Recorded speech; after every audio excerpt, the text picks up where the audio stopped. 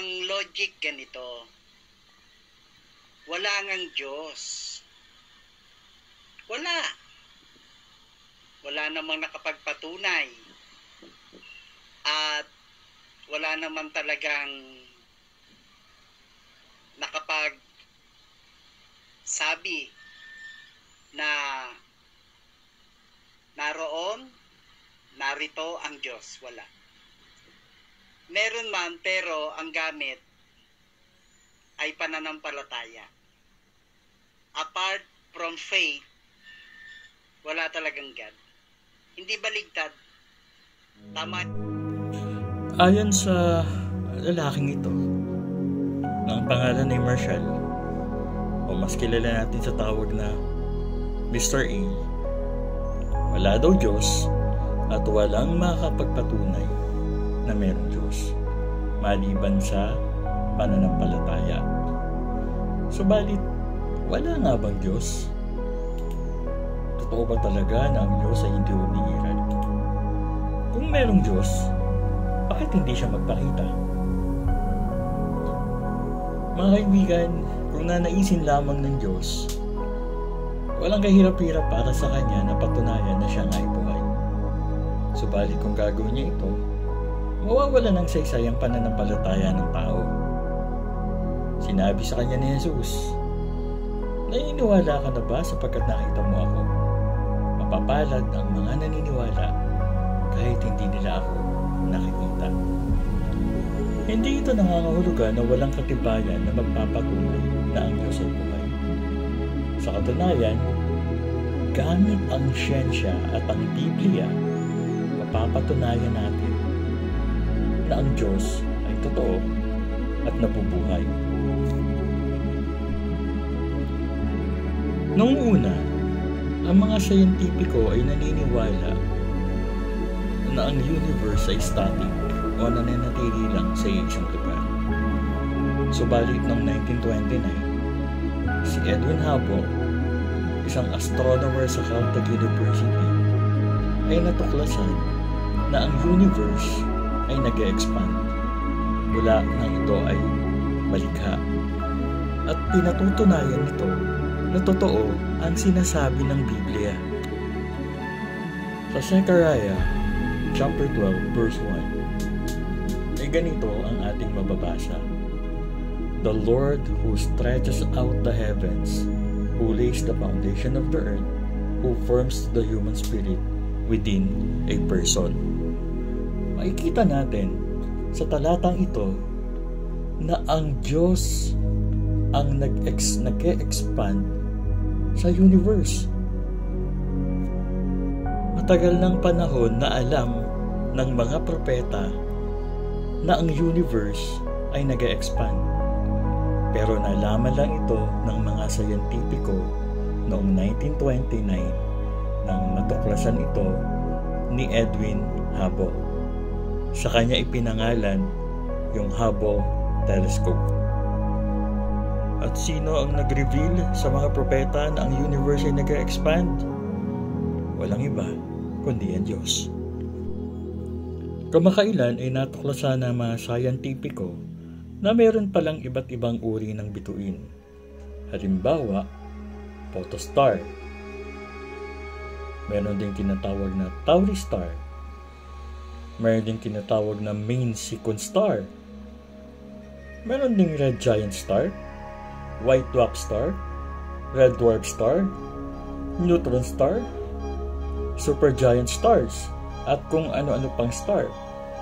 Pero 2,000 taon na ang nakararaan, alam na ito ni Apostol Pablo.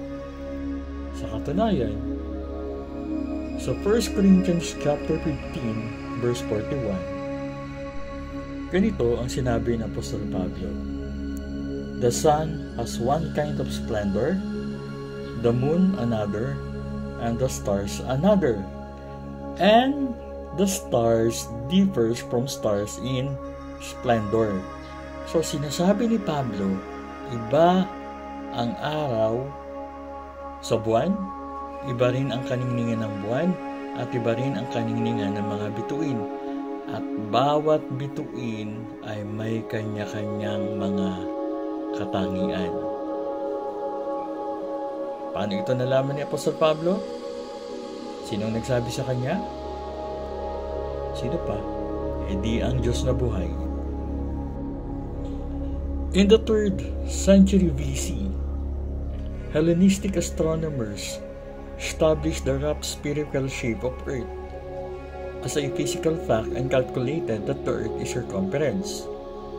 Pero alam mo ba na sa panahon pa lamang ni Isaiah, sinasabi na niya na ang Earth ay sphere. In fact, in Isaiah chapter 40 verse 22, Isaiah said, He sits enthroned above the circle of the earth. Alam mo ba kung kailan isinulat ang aklat ng Isaiah? The book of Isaiah was written between 739 and 681 BC. Ang aklat ng Isaias ay isinulat sa pagitan ng 739 na taon hanggang 681 taon. Probably mga 300 mahigit na taon bago pa natuklasan ng mga Hellenistic astronomers na ang Earth ay sphere.